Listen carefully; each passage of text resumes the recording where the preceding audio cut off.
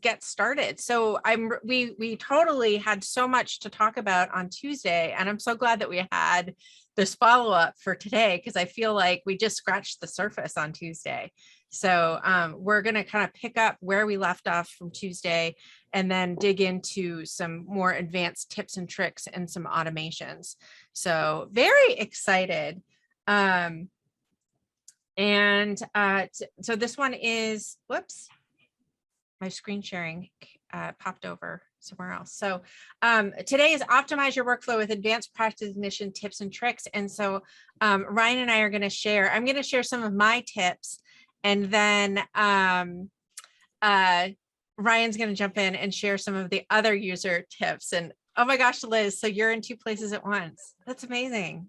I was just going to tell Dawn, it's magic. It's magic. It's magic. Totally. Yep, I've been copied. Yeah, we had a lot of people are in. So Intuit's having a virtual conference today. And so I think a lot of our friends are there, but they'll watch our video afterwards. So that's what I've been hearing. So, all right. So you guys know us. We don't need to introduce ourselves, do we? Liz, I'm Heather. That's Liz. I'm glad that you know who I am. I feel like this has been one of those weeks where it's like, blah, blah, blah, blah. It's the middle of January. It's for us, if you do any kind of bookkeeping and client service, like you're like, whoa. And then to add to our week, we're doing that Microsoft implementation. And now, like, when I look back and I'm like, what was I thinking? Like, it's why did I do that? But anyway, it's been fun. It's been fun. I'm loving that you're doing it first, because I'm gonna definitely I'm gonna pick your brain. Yeah, y'all, those of you who know, Heather switched over from Google into Microsoft, and we didn't want to, because used to Google was the shiny thing and it had all the cool features, but at this point, really, Microsoft has got some pretty locked down features that are housed really tightly. So I would say that they're beating the pants off of Microsoft right now, and especially in Google. security. Yeah. So yeah, I was showing Ryan some of the stuff that we set up today. Pretty cool. Yeah, it's pretty awesome. We're excited. It's definitely, we're having fun, but it's also like, where is everything? So it's getting there. All right, so that's us. We want to say a huge thank you. We're so excited that Practice Ignition is our Champagne level sponsor for 2022. All kinds of magic is going to be happening this year. We're going to hit the conference circuit again. We're going to be doing some really fun things. We've done parties with our friends at Practice Ignition. Actually, before, for the last few years, we've kind of done some stuff with you guys. So I'm really excited about all the magic that we're going to continue to make throughout the year.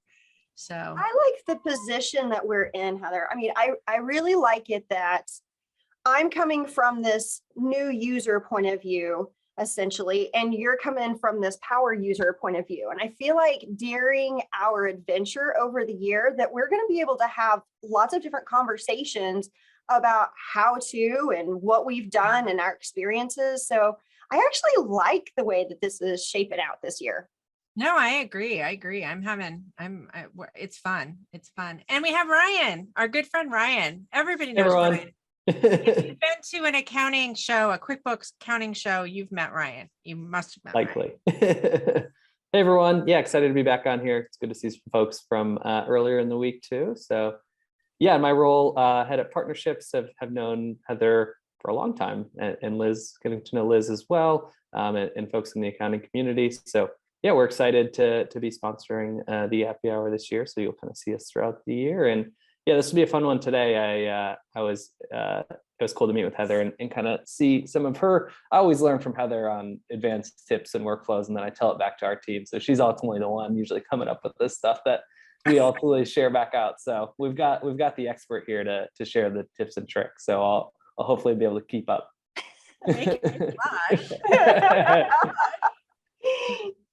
All right, so our agenda is we welcomed you. So now we're going to jump right into optimizing your workflow. So really, we're going to kind of pick back up where we left off on Tuesday, and we're going to dig into the library and the templates Then we're going to move into the integrations, and we're actually going to show you how I'm going to cover the ones that I actually have integrated, and then Ryan's going to jump in and show you some of the other ones that for applications I don't use. And then we're going to jump into Zapier. So we have a lot to do. So we got to stay focused so we can get through all this and take questions and everything else. So I'm going to start out. I do have the slides, so we'll upload those to our website later. But what I want to do is I want to just jump right into our Practice Ignition account, and I'll go through and kind of show you, and Ryan, jump in with me if I mess anything up, why this is so powerful for us and why it helps us to save time so we can, focus on other things. So we have in our library right over here on the left-hand side, we have 3 tabs. We have the services, and the services are the things that you sell. So with, bookkeeping, monthly basic, this is where you're putting in the service name. And I think, Ryan, you went through some of this, Yep. some of this on Tuesday.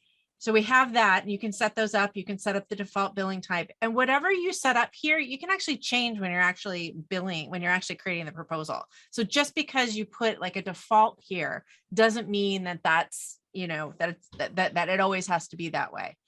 Then we also have the terms. And so the terms, there's industry standard engagement terms, which are actually really good, right? And don't worry about this crazy formatting stuff, because Practice Ignition, their team will help you with this. You give them your engagement letters and they will get them in and formatted for you so that you don't have to worry about this. But if you're like me and you like to do things on your own, then you can totally do your own, your own engagement letter. So Liz and I had gone through, and if you guys know about the engagement letters in, the engagement letters in Marketing Hub. Yes, the Marketing Hub. I just took that and I basically pasted it in here. So I downloaded all the templates, I copied, I pasted, and then I went through here and I added the placeholders for it. So the placeholders are right up here as like a cheat sheet. And the cool thing is you can just click on it to copy it, and then you go right into the area and you can paste it wherever you need that. Okay, so depending on the type of proposal that you're using, some of the placeholders, you don't need them. The way that you structure the new proposal editor, you don't really need the placeholders as much. But if you're using the old one, which we're not going to show you because the new one's so much better, then you would need to depend on these placeholders. And so as you're building them out, you can preview. So for example, when I go in here and I write this, if I wanted to make this bold, all I have to do is put little asterisks on either side of these words, and you'll see now it's bolded it. Now, I'm not going to lie. I'm not going to tell you that you're just going to magically know how to do all this. You're going to have to learn, and it's a little bit of a learning curve. And you're like, what is that? But they do have the formatting help. And then, they do have the placeholders, and you don't have to do it because you can just send it to Ryan's team and they'll do it for you. But this is an advanced tips and tricks. So I'm showing you how to do it. Yeah. Not to intimidate you, but I'm just showing you. And while you're going through these and talking about the terms, the engagement letter templates that are from QuickBooks, the Marketing Hub, I threw those over in chat. Oh, fantastic. Thank you. Link is there. And what we're doing is we're building out, and we're a little behind because of the holidays and it being January, but we're building out the templates that we're going to share with Practice Ignition that have all of the services and the engagement letters from that Marketing Hub. And we're going to share those out with the community. So you guys can actually, when you implement Practice Ignition, they'll be there for you. So that's going to be really exciting. Awesome. Finally, we have the notifications tab, which is where you can set up email templates for sending a new proposal message, the proposal accepted message, and other miscellaneous ones. So, and these are customizable. You can set as default. You can open them up. Again, it has the placeholders and the formatting and things like that. So you can go through and customize that as you like. So yeah, I think one thing with the emails, I think, so you can have the multiple different templates and select the one that applies. So an example would be a new client, maybe there's some things that happen in your new client onboarding. So you could have kind of a separate template for that versus an existing client or a rollover where, maybe you don't need to have them fill out the new client questionnaire. So just when you're creating a proposal, you select which email template applies. So that's probably the most common use case of different email templates that we see. Awesome. I And really like this. And Heather, you were talking about previously that you had sent out a thank you to all of your clients. And so is this where you started right here by creating a new proposal message? So that template went out? No, it's not. In fact, what I'm going to demo next is the templates that are actually inside the proposal editor. So this is a place where you are creating your services, you're creating your terms, you're creating these emails, where the proposal editor is actually where you pull it all together. So that's what we're going to do today. So to create a new proposal, that I created the Fantastic Beast. I'm actually going to pull up one that I created earlier today, just because of timing. We only have an hour together, and I figured doing it from scratch. If we have time, I will do one from scratch, but we're going to start here so that I know that we have enough time. So in here, what I'm going to do is I'm going to go ahead and select edit. I'm going to give the proposal a name. I'm going to select the client. I can select the signatory. And then, as Ryan, you mentioned on Tuesday, I can now have 2 of those. So if you're a tax preparer and you need the signature from this, both spouses, you can do that. And then you can do the effective start date, which would be on client acceptance or on a specific date. So I could go back, as Ryan was showing on Tuesday, and say, go back to the beginning of the month. And what that would do is that would basically charge them for the month. And it also keeps my dates nice and neat, right? So that the proposal ends on December 31st, and you can change the contract length. So for example, when I'm doing like a coaching engagement or a special project, sometimes it's 3 months or 1 month, right? Or, so I can change these. And then once I put that information in, and notice I just also want to point out that over here, there is some, explanations or instructions on what you're supposed to do. So that's helpful as well.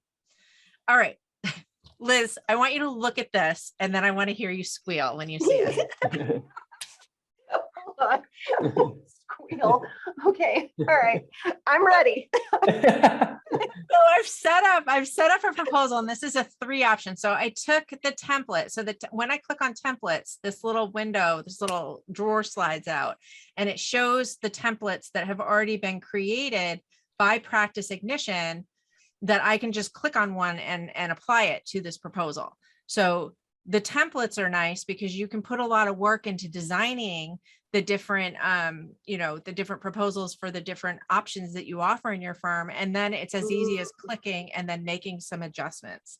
So I see it. I see what's coming there. Yes. I see it. So what I did here is I took the Future Firm 3-tiered options and I Lizified it, or I Harry Potterified it. So that our 3 plans are the Clean Book Spell, which will clean your books and get your new year off to a great start. The Profit Potion, which includes the Clean Book Spell plus monthly coaching sessions to help you maximize your profits. And then the Wizard, which is the Wizard plan, includes the Profit Potion and Clean Book Spell, along with your own personal financial wizard.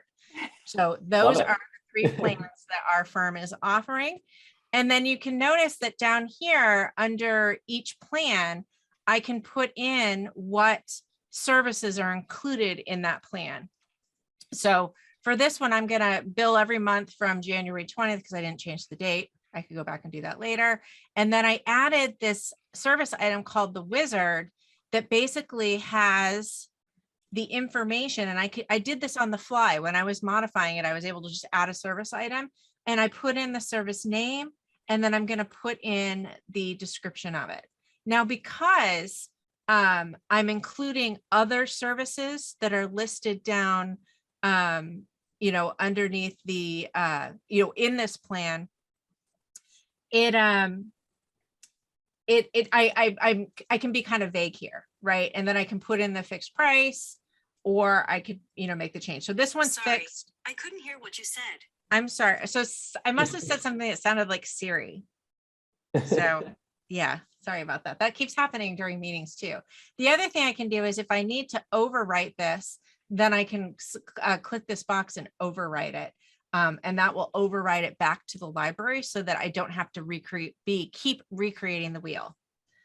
All right, so this particular level includes the QuickBooks cleanup, so that's included in the plan, and then it has the bookkeeping monthly basic, and then maybe I wanted to add some advisory, so I'm going to do some consulting services. I'll add that here, and I'm going to call that included. And so I'm giving them a fixed price, and then I'm just showing each of the services underneath it that are included in that particular package.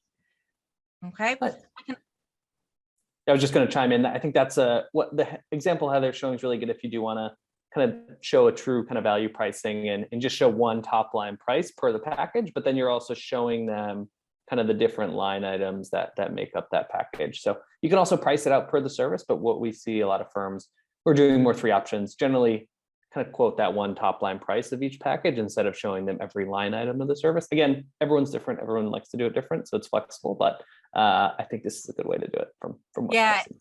It's super flexible. And what you'll see with the profit potion is that I broke out the QuickBooks cleanup outside of that because that would not be included in the profit potion.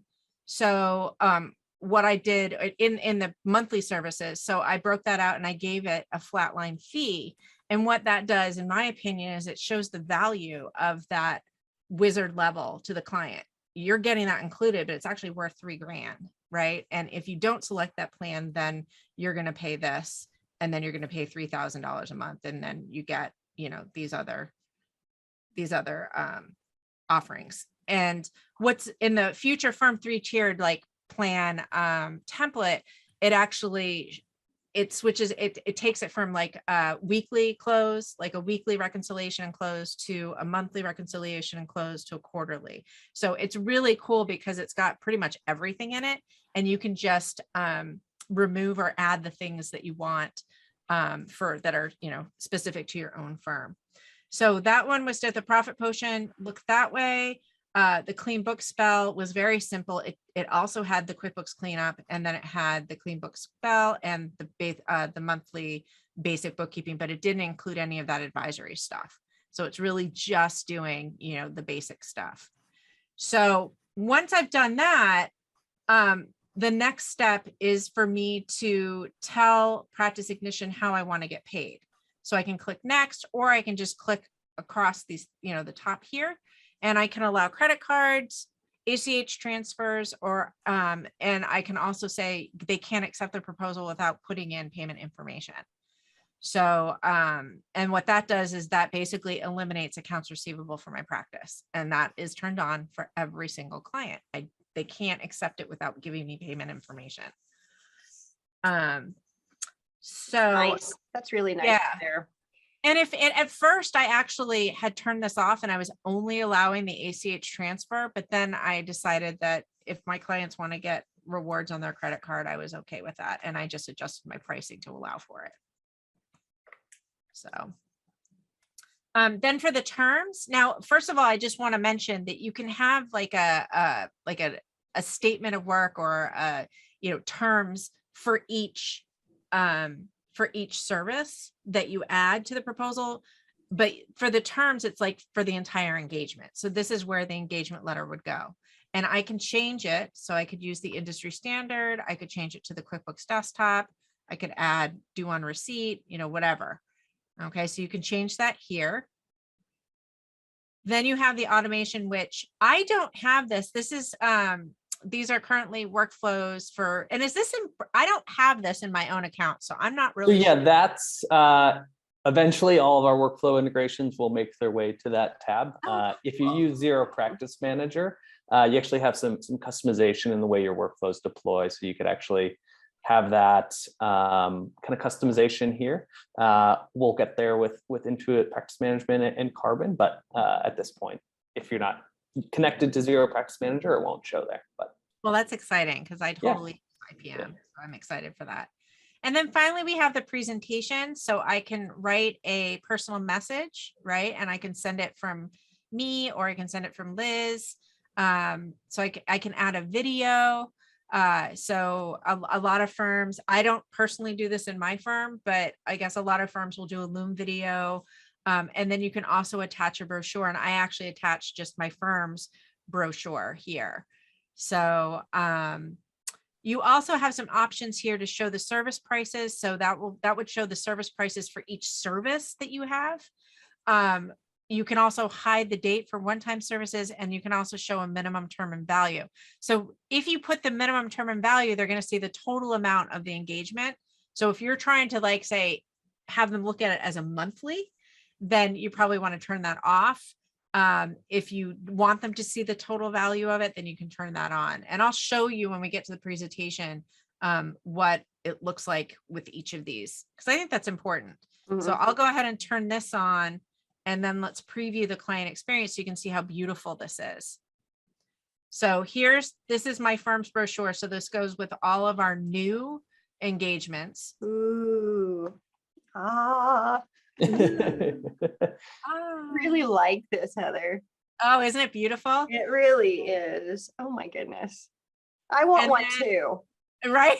We'll get you one. Yeah. Yeah. And then this is where they're going to select the proposal options. So we have the wizard, and they can see, I have the service prices turned on so they can see how much it is and what's included and what isn't included. So they can actually go through and do the math to figure out, okay, well, which one, should I choose? I can also select which one, which I learned today, which one of these I recommend. There's a little star. So if we go back in here and we click on the services area, if I put a little star, I could just put a little star in the one that I want them to select. So if I wanted them to select the wizard instead, then I could do that, and then that little flag will change. A refresh. Oh, look at that. Nice. So if I go ahead and select that, and then I select it and I click next, this is what the client's going to see.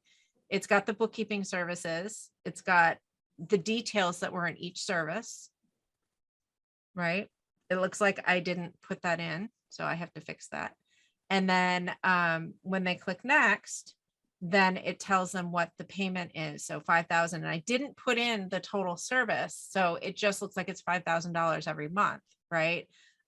If I went back and I changed this to include the minimum term and value, and then turn off the service prices, and I refresh, you're going to see that has a different view. So now it's still showing them the 5,000. It's not showing the different service prices. It's just showing them the price of the package, but it's also saying what the minimum price for this engagement is. So it's really giving a lot more transparency.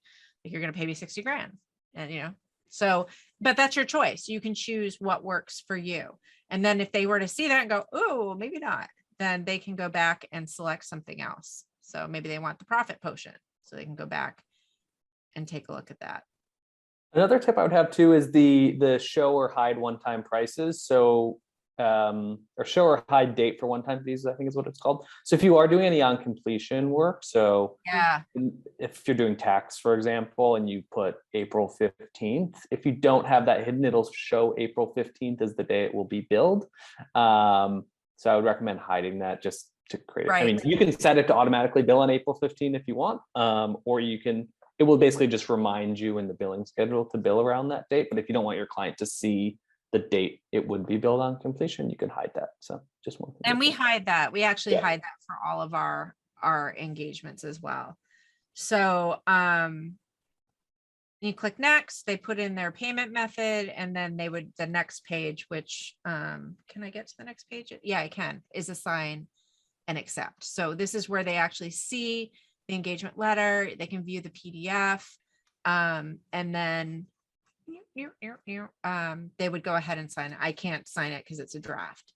So that's it. I mean, it's gorgeous. It's gorgeous and it's easy. And the cool thing is once I create this gorgeous template, all I have to do is come over here and save it. And then it's going to be that way. And I get another client. All I have to do is apply the template and I'm done. I personalize it and I send it off and I'm done.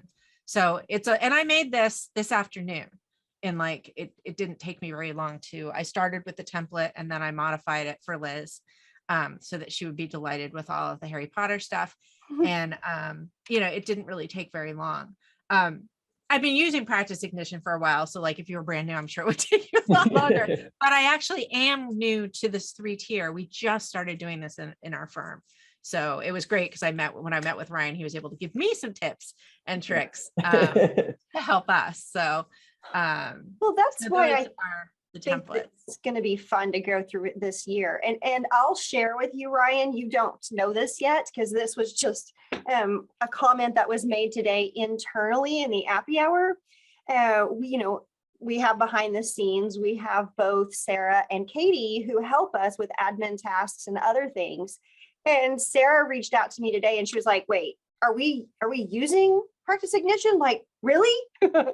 So she's so excited and she's ready to start creating true Appy Hour engagements inside of Practice Ignition.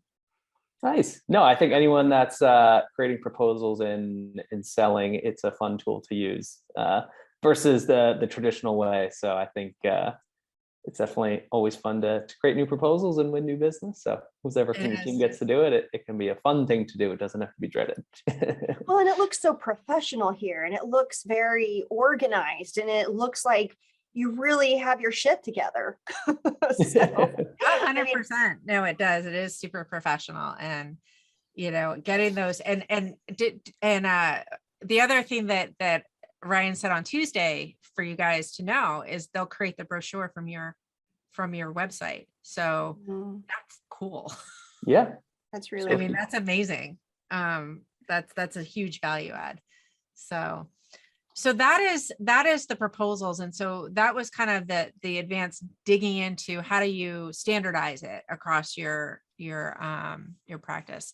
ProConnect has an engagement letter in its organizer. Do I use that? So ProConnect has an engagement letter. It has a spot for an engagement letter, but there's nothing in there. So there's nothing in there that I've ever seen. I actually have my own that I put in there. But you can, and I'm part of the AICPA's tax section. So I actually use their engagement letters for tax. And I actually, for my tax returns, I do include it in the PI engagement for just when I'm just doing tax returns for individuals. For the businesses, I include it in the ProConnect Intuit link. I include the tax terms in there. But that's also a place where you could put, the tax terms in the terms for the tax service item as well. And so there's a lot of different ways you can do it. It's really, really customizable. Say one other tip or trick, I guess, if you are doing a higher volume of returns, I'd say upwards of 100 plus, we have what we would call a bulk kickoff, which is basically what we do is you've got your proposal template. So we just created one there. So in that case, let's say you would then say, we basically use an Excel sheet, and you would say, basically have your full client list there. So if you had 1,000 clients, and then you would just say which client gets which template, and we could do a bulk upload, which would bulk create, say 100 or 1,000. So if you had, 1,000 1040 clients in the case, we could do a bulk creation. That's a whole lot of time savings there. So, so anyone doing a high volume of a similar service doesn't have to be tax, but if it's very kind of similar type service offering, that bulk creation can definitely save you a lot of time. Yeah, just some feedback from a Zapier standpoint, which we're going to dig into soon, is it would be really cool to have an action where if, because when we're doing our scoping, we have a whole workflow in practice in Intuit Practice Management. It would be cool to have an action that would actually create the draft proposal. Yeah, right? I think that's something when proposal templates, it's funny talking about all the stuff that's essentially new in the last 12 to 18 months. So we didn't have proposal templates initially when we built our Zapier integration. So now we, down the road, we can think about that, we could create a new action. In theory, I'm not going to promise it, but to create a proposal from a template, based on certain things. So yes, that is definitely in the realm of possibility. And I don't think I'll get in trouble for saying that. No, we're all amongst friends. We're good. Yes. So the next thing that I wanted to touch on is the integration. And some of this I'm going to have to show you. Some of it I'm going to have to show you, but with a slide. Like IPM, I can't show you because that's my real firm and I could compromise client stuff. So, but I can show you the integration in Appy Hour, how this works. So this is the connection. Once we connect, we can manually sync if we need to. And sometimes I need to manually sync if I've added a new QuickBooks client and I want to connect it to a client in Practice Ignition. Sometimes I'll go in here and I'll sync just to make sure that it's bringing in that data from QuickBooks. You can go into the app settings. So the invoice settings, you can say, please create invoices. And I highly recommend it. When it sends the invoice over to QuickBooks, it'll show up. And it'll have this line on it that says, do not send this invoice. It'll be like for your records only. And the cool thing is that when the payment hosts to Practice Ignition and the payment processor, it's Stripe, right? Yeah. Is that right? Yeah, it's Stripe is underneath Practice Ignition. It actually sends the payment and matches it to the invoice in QuickBooks automatically. So it ends up in undeposited funds. And then we just match it through the bank feed. That's how we do it. You can also select to have the service descriptions. We do this. We do this because that helps me on my P&L when I want to run some analysis and I want to see what revenue I'm bringing in for different service items. I do have that turned on. We also have the client name sync. So that keeps the name synced with PI. I'll show you in a minute where you would go through to connect that. And then you have the invoice, the invoice terms defaults. Anything to add to that, Brian? No, I think you covered those as well. Cool. So a couple of places, and then we also have our tax rate mappings. And at Appy Hour, we just ignore that. So I'm just kidding. We don't have sales tax. So anyway, so that's the app settings here. Now, after you've done that, there's a couple of places that you have to go to finish the mapping, right? So in the client area, so for Fantastic Beasts, I needed to go into the edit client, select the apps tab right over here. And then this is where I can select that customer inside my QuickBooks company. Okay, now the other thing to know is that because it's synced, if I'm creating a new proposal, there actually is an option to select the QuickBooks client, and then it adds it as a new client automatically. And it just pulls the information from QuickBooks right into PI. So it's not like I have to do duplicate entry. But if I'm setting up new, right? If I'm setting up in PI first, and then I need to go back and map it, then this is how I can do that. The other thing that I can do is in the library, in the services, for each service, there's a spot down here in each service to map that service to a particular QuickBooks service item. And I believe you'd only need to do that if you have the send the service items over, or is it there regardless? That's there regardless. Okay. I think that the other one is for if you wanted the service description. So got it. To actually show up on the invoice. Show up on the invoice. Got it. Yeah. Got it. So so you can map that here, and it just gives you the list of your items in QuickBooks here. So you have to do that. There was one other place that I needed to, or no, I think that was it. There's only two places I need to map, right? Yep. Oh, wait, there is one more. There is the option to push to sync the payments. So in the client, you can, when you're actually looking at a proposal, there is an option under invoices to create the invoices automatically here. So I love that. You want me to show I can just show my demo account that has a billing schedule that has active items. So let's just switch that real quick. And I'm going to pop open my beer. There you go. It's a LaCroix. It's okay. You had me wondering there for a minute. I know. I was hearing about Sober January, and you're almost there. Cool. So in this case, we've got Bill's Windsurf Shop. You can see here in the apps that this is mapped to QuickBooks in that case. And then when a proposal gets accepted, that populates the billing schedule. So we segment out between automatic bills and manual. So automatic would be anything recurring on a monthly, quarterly, weekly, bi-weekly basis. So we know to just create an invoice and collect a payment on that schedule. So you can kind of see all those future dates. Anything manual would be the case of you're billing that on completion, hourly, a price range. And then you're kind of notified here in that billing schedule of when that item is due. So you can then manually invoice that. So I'll go through that flow real quick.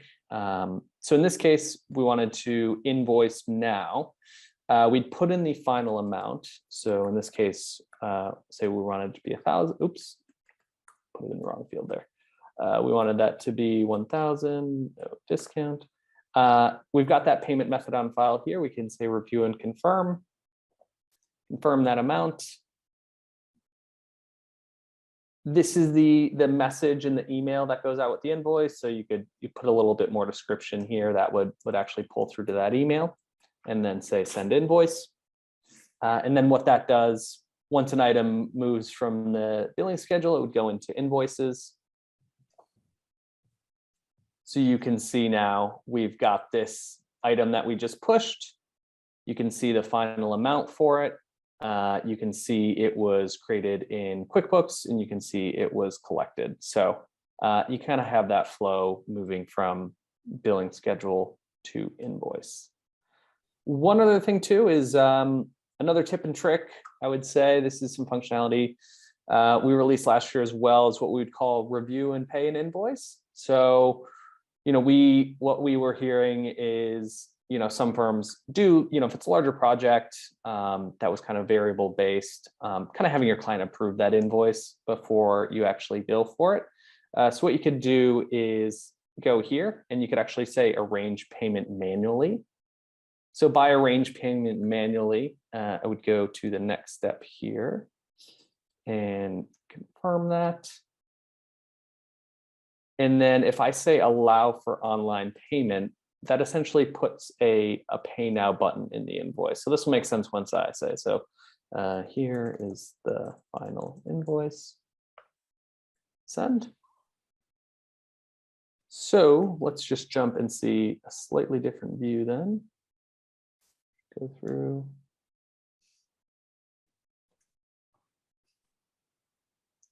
I can copy that link. So this would have sent to them by email. But in this case, the client gets an email, and it's a slightly different view than what normally a proposal looks like. So they would see from growth accounting, they could view the full invoice if they'd like. But then they're just basically confirming that they want to pay and with what payment method they want to pay with. So they could change out the card or bank if they wanted there. But then that's them essentially paying off that invoice. So, what does the PDF look like of that invoice? Just went away. We essentially mock up the, let's see if I can find it. I think it's right down there in the bottom left of your screen. That PDF is. Oh, the invoice, yes. Hanging out down there.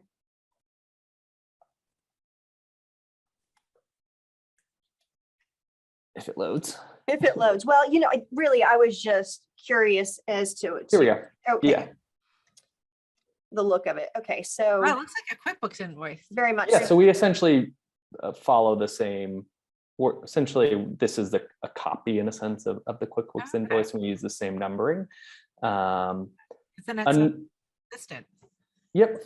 And then another thing too, I would say, is with these, with your client, jump back here. If you want them to receive invoice notifications or payment receipts, you've got that ability here. Some firms, you're doing recurring billings, maybe you don't want them to get a notification every month. You just want to, charge the bank or card on file, or you can send an invoice or a receipt.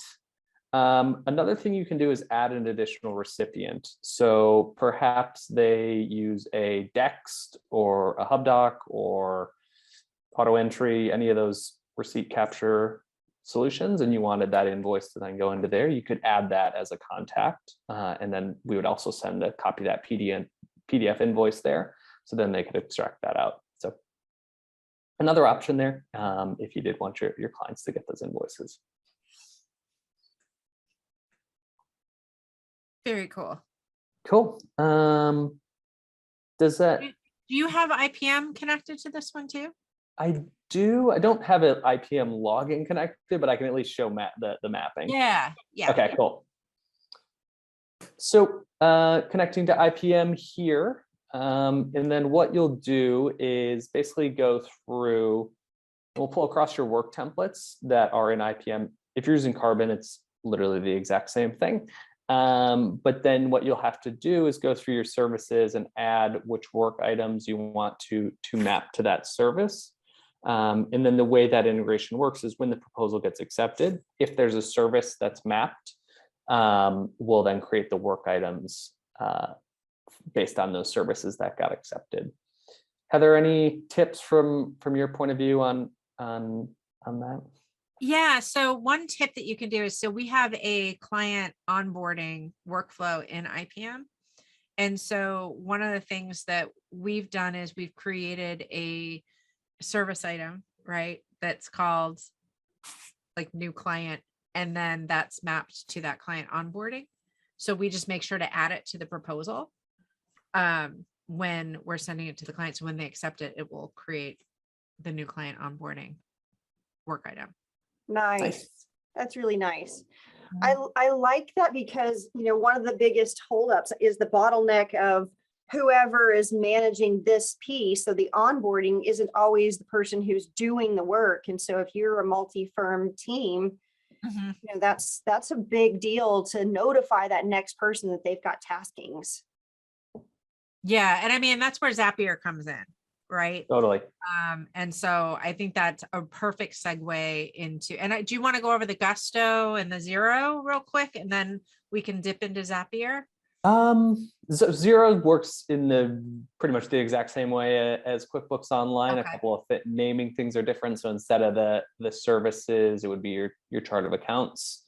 And then the reconciliation works in off of a clearing account. So again, most of the very similar, just slightly different terms. So maybe just for sake of time, we'll kind of move on to I guess, yeah. Should we do Gusto first and then Zapier? Does that make sense? Yeah, let's do Gusto cool. real quick and then Zapier, because I know we have a lot of Gusto users. Nice. So yeah, we just launched our Gusto integration at the end of the year, which is really exciting.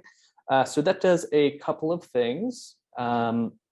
So first, Gusto has done a lot of programming around people advisory. If you haven't, they've got some training courses for their people advisory certification, as well as people advisory accelerator. So essentially what they, are looking to do with their partner base is kind of help you all, package and monetize advisory services on top of just running payroll for your clients. So what they did is actually made a proposal template that becomes available in Practice Ignition when you go ahead and connect to Gusto.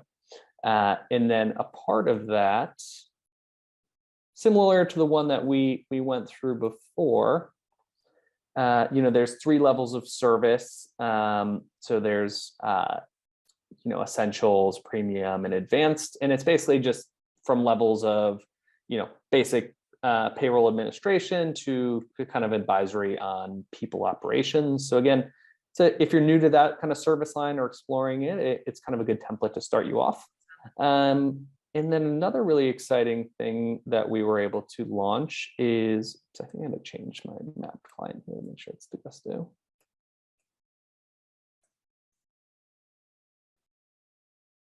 I think I'm in the wrong account. I don't know. Oh, here we go. We got one. Oh, cool. So it'll pull across your client list from Gusto. So let me just put this in. Save that. And basically what we heard from Gusto partners is, I think a lot of firms use Practice Ignition. Oh, I'm getting a message from Tom. Hey, Tom. He's testing. a lot of accounting partners that own the Gusto subscription, the ability to own that comes with a variable fee. So a lot of payroll providers are similar, where they charge a per employee fee monthly. And if you're owning that subscription as an accounting professional, it's going to be really difficult to kind of collect off that. So with the smart billing integration, what that allows you to do is actually pull across and bill that employee count in real time.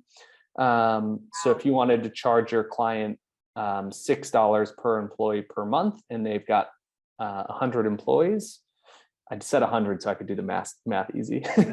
Every month, it would basically check in Gusto how many clients or how many employees that client has, and then automatically bill based on that number. So really cool functionality, which we're calling smart billing. So the ability to kind of pull in third-party data into your billing schedule. And then down the road, I think we'll look to kind of see what other sources perhaps we could bring in, things like time perhaps, and use that kind of same functionality to bring that in automatically. Very cool. Cool. So I'll hand it over to you to go to Zapier. Yay. All right. Yeah. I am going to stick to slides here for the most part. I am happy to share any of these apps with, oh, here, let me get through all these. These are all the lovely screenshots that you guys can download from our website later today or tomorrow when we get it uploaded. All right, so Practice Ignition loves Zapier, and Practice Ignition, you guys were one of the first to get on Zapier, and I know it was like I was doing my Zapier thing, and Tom was doing his Zapier thing. He's actually on the Zapier website because he's such a power Zapier user. So Practice Ignition, these are just some popular ways or templates that are created on the Zapier platform. For those of you that don't know what Zapier is, it's a no-code automation platform that allows you to create customized workflows between the different cloud apps that you use. So there's over 3,000 cloud-based apps. So it doesn't work with QuickBooks Desktop. That's like the number one question I get from pro advisors is, oh, does it work with QuickBooks Desktop? No. So it only works with apps that have a cloud API that can be connected to Zapier. So Practice Ignition was one of the first, and in our space, besides QuickBooks and Xero, that was kind of, so yay, you guys. So post messages in Slack for proposals accepted. We actually were using this in our firm, but now we're using Teams, which we now have a Zap for that. We also have, create new tasks in Asana when its services are accepted, subscribe contacts from newly accepted PI proposals to MailChimp lists. There's a whole bunch. This is just like the first few that were on the Zapier site. So if you go out to Zapier and you go to the Explore tab, you can see all of these pre-built automations with Practice Ignition and these other apps. And all you have to do is click try it, and it copies the framework of the Zap into your account. And then you can modify it and customize it for your own purposes. So very, very cool. These are the supported triggers and actions currently. So the way Zapier works is that it watches an app to see when something happens. So an example is a proposal is accepted in Practice Ignition. Once you connect your Practice Ignition account to Zapier, it sends out a call to Practice Ignition every either 1, 2, or 15 minutes. And it asks Practice Ignition, do you have a new proposal that's been accepted? And eventually Practice Ignition will answer back, yes. Why, yes, we do. And it'll pull in all the, well, not all the data from the proposal, but it'll pull in information from the proposal. And then you can take that data and you can send it to any other app that's on the Zapier platform. So the triggers, the things that can happen in PI that can trigger a workflow to happen in other apps is a proposal accepted, a proposal marked as lost. So this one could be, it's marked as lost, and then it sends a sad face to Slack. Proposal revoked could send, let somebody on the sales teams know, I had to go make a modification, send a Slack message, say I revoked this so that they're aware. Classic proposal state changed. So if a proposal changes, and then for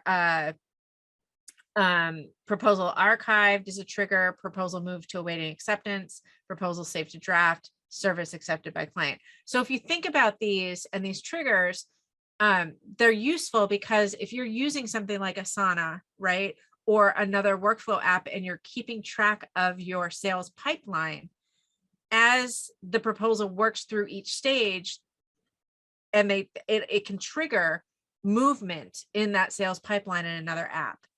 So that's the usefulness of it.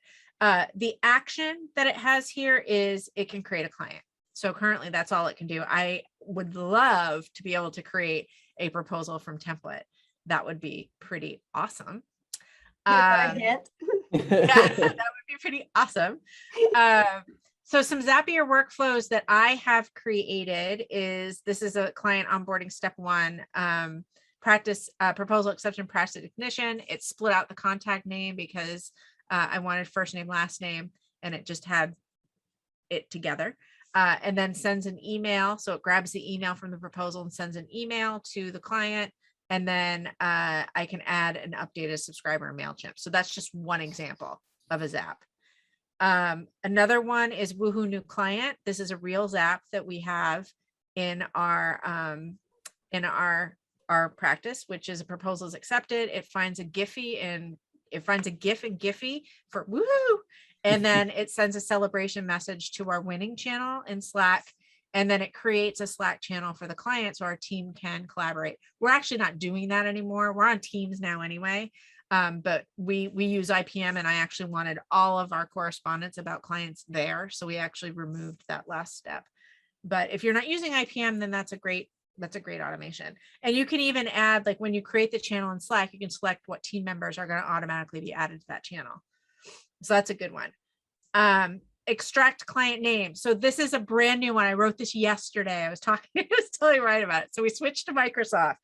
And so one of the things that I like is when we get a new proposal acceptance practice ignition, I want it to create all the folders in my DMS. And when I was on Gmail, I could do that, right? And when I was on ShareFile, I could do that because proposal accepted, I'd grab the client name and then I'd go into ShareFile and I'd have this whole, like, I don't even remember how many steps it was, like 10 steps of like the client parent folder, then the perm folder, then all the other folders that go in that and nested in that. And so when we switched to Microsoft, we're using SharePoint now. I couldn't add folders. Like it just, the Zapier integration with Microsoft is lacking. It doesn't allow you to do that. So I was struggling. How am I going to get this done? And so what I ended up doing, the only way that I could figure out to do it was to send a channel message to Teams, right, with just the client name.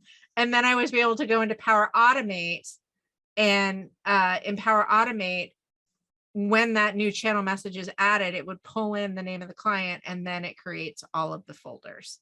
So this is a workaround for those of you that are on Microsoft and using SharePoint.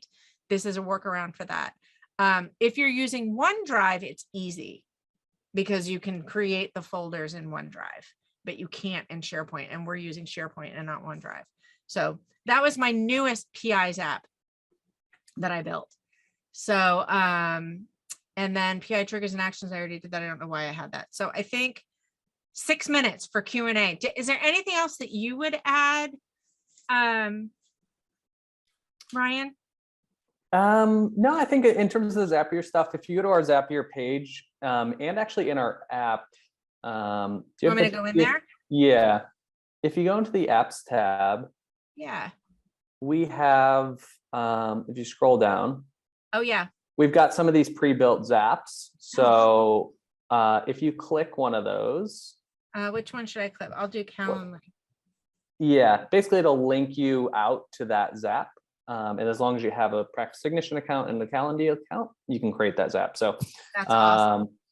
Just a couple ways to kind of, leverage some templates.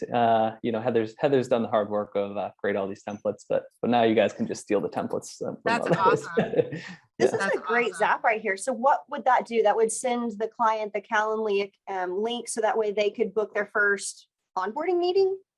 I think that one, when someone it creates a lead and it adds a lead. Yeah. Okay. Yeah. So if you're using your Calendly on your website or, for initial consultations, you could kind of send that to them, they book it, and then Yeah. it would create a contact and practice ignition and push the notes over. So Nice. Let me get into, I now have like a zillion Zapier accounts too. I don't know, 6, that's not a zillion. But I wanted to go into the Explore tab. And then if you go into Explore and you put in PI,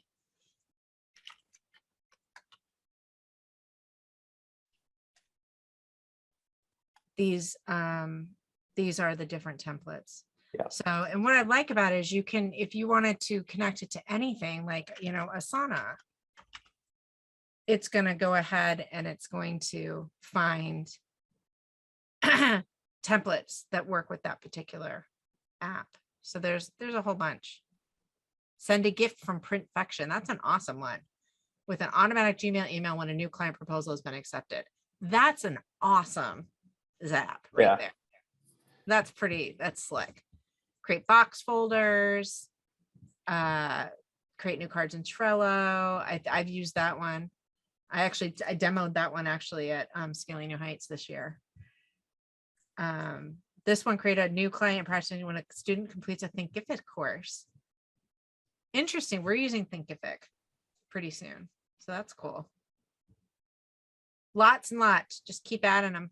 Yep. You guys make it easy. You make it easy to like just go in and create your stuff. So I don't even know what Growth Hound is. I don't either. It caught I my don't even know attention, either. You're my Growth Hound counter. Yeah. No, but I'm telling you, that name makes me have to go look it up. I What they know, do. right? You have to get them on Happy Hour. You know who I want? Well, maybe. on- Hang on. Let's find out. What do they do? what I want on here is Scribe. Scribe how? I already told them. And I told them this. I said, guess what? I'm like, Zapier already built you a page for your Zapier integration. I like They've that. already built That's it a for good you. way- Their customers want it right there. It's telling you that your customers want you on Zapier. They're like, oh, so hopefully that's something that they're working on. It's good because- marketing from Zapier. What's that? So that's good marketing to, encourage is. more integrations. It is totally. So, do we have any questions? It looks like we have I put a couple links in there. So if you Okay. wanted to create a trial or even book in a demo time with our team, you can use that. So I know we've gone over a lot in the last 2 sessions. So if you wanted to debrief or talk through some of your specific use cases, you can use those links. And if you guys have an idea for a Zap or you need help, I know the PI team can help and I can help. Just reach out to me. I'm happy to share. If I have a Zap, I'll share it with you. Nice. So yeah, so this was awesome. This was so fun. This week was like such a fun week. So Yeah. It was really great going from beginning to all of these tips to be the power user that Heather is. Hey, listen, I want to be as cool. Yeah. You make By me the end want of to the go year, and by the end of the year, Liz will be the power user. So. she will be the power Yeah. user. It better not take till the Blast end of the past year. it. Oh, sorry. Well, whatever we're on next. Yeah. Yeah. I know when we're scheduled next. But I love it that we Um, have these videos and I love it that we have the slides. And so that way, anybody who wants to be able to follow along can watch these recordings and say, step by step, what did Heather do? What Yeah. did Brian click? Lisa's asking, are there any time integrations like T-Sheets or Clockify? And I know ClockShark is on Zapier. I don't know what you can do with it, but Yeah. natively there's no time. I think I just slacked you about that, Ryan, about Yeah. time. So yeah, at this point, we don't, I guess we would need to be able to receive in the billing schedule the time data, which we can't. But something we're exploring. So, we're always interested in what people are using, and, a lot of people use different things for time tracking. Some use track time for different purposes as well. But yeah, I think the workflow can still work even if you're doing recurring hourly work. You have manually billed items and you just have to open your 2 tabs and see what the final time was and then enter it in. But hopefully over time we'll make that a bit more seamless. Awesome. Well, don't forget to visit PI's website. Go check out their Zapier stuff. Make sure you join the Happy Hour Lounge Facebook group, register for Zoom. If you're joining us from Facebook, come into the Zoom room. It's fun. It's cozy in here. I want you to come and cozy up with us. So our upcoming episodes for February, we've got Scribe How, woohoo! So we're going to do Scribe. We're going to have them on the show. And then Practice Protect is coming on in late February, and they have an exciting announcement. I'm very excited. My operations director and I were like doing a happy dance because we use Practice Protect. And we use Scribe How. So same here. I think that both of these solutions, if you are not familiar with them, you definitely want to tune in. Scribe How is all about documenting your workflow. And so once we started using Scribe How to be able to go through how we do our work for each of our clients, it changed the way that we were able to start automating a lot of our systems and also cross-train. So I recommend coming and joining the Scribe How. And then the Practice Protect is all about security. It's all about making sure that as you're onboarding team members, you're doing it in a safe way. So they've got some really cool features. We'd love to have you join for both of those. Definitely. Well, this was awesome. I really enjoyed it. Thanks to everyone for coming out and learning about advanced Practice Ignition use cases and digging into the deep dive. So we will see you guys in a couple weeks. Thanks, everybody. And you have a wonderful rest of your day. And the weekend is literally right around the corner. So Thank you, and bye, everyone. Bye.